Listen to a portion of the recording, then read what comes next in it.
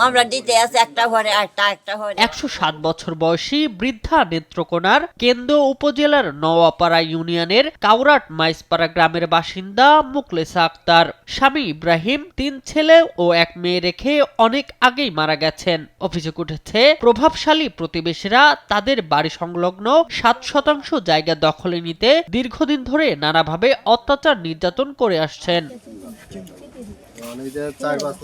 এরই মধ্যে ওই 7% জমি দখলে নিতে একে একে 8টি মামলা করেছেন প্রতিবেশী অবসরপ্রাপ্ত সেনা সদস্য আঙ্গুর মিয়া ও আব্দুল ওয়াদুদ মুন্সি সহ আরো কয়েকজন। এসব মামলায় আসামি করা হয়েছে মুখলেসার 3 ছেলে সহ নাতিদের। এ ঘটনায় মুখলেসার ছেলেরাও বাদী হয়ে 2টি মামলা করেন।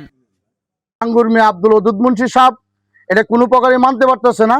ওদেরকে নিরহ মানুষ হয়ে ওদেরকে হয়রানি, নির্যাতন, মার, দূর অনেক কিছু ওনাদের উপরে চাপিয়ে পড়তেছে। কার্য ঝগড়া না করিয়া উভয় পক্ষে আইনের আশ্রয় নেন, যার সঠিক কাগজপত্র ওনারে পাইবে।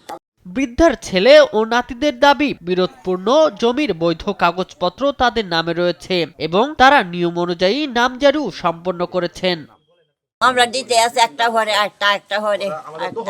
আমরা এখানে 14% জায়গার ভিতরে 60% মালিক আমরা কইতেছি আমরা সঠিক বিচার করেন না, এটা সঠিক বিচার ওরা করে নাই। ওরা একটার পর একটা 9 মাসের ভিতরে আমাদের নামে 8টা মামলা ওরা করে। অপরদিকে অভিযুক্ত আঙ্গুর মিয়ার পাল্টা অভিযোগ জমিটি তাদের পারিবারিক মালিকানাধীন, তবে ভুলবশত সেটি বৃদ্ধার ছেলে নূর মোহাম্মদের নামে রেকর্ড হয়ে গেছে। প্রথমত জমি রইল আমাদের, আমার এই যে দেখেন দলিল আছে, আমাদের দলিলের 700 দলিল, এই দলিল মোতাবেক কিনা রয়েছে আরেক দাগে। আমার আবার চাকরি করতো, ভুলবশত এটা আরওয়ার মাঠপট্টা ওদের নামে হয়ে গেছে। এই আরওয়ার মাঠপট্টা হওয়ার কারণে ওরা খারিজ করে দখল করে।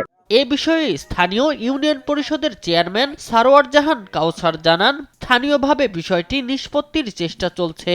কোনোভাবে আমরা ইয়ার সমঝোতার মধ্যে আনতে পারতেছি না দুটো পক্ষকে। তারপর আমরা চেষ্টা অব্যাহত আছে যেন খুব দ্রুত এটা সমাধান করা যায়। এই 7% জমিকে কেন্দ্র করে যে কোনো ধরনের দুর্ঘটনা এড়াতে বিরোধের শান্তিপূর্ণ আইনি সমাধান চাইছেন স্থানীয়রা। শামীম হোসেন, নিউজ ডেস্ক, দেশ টিভি।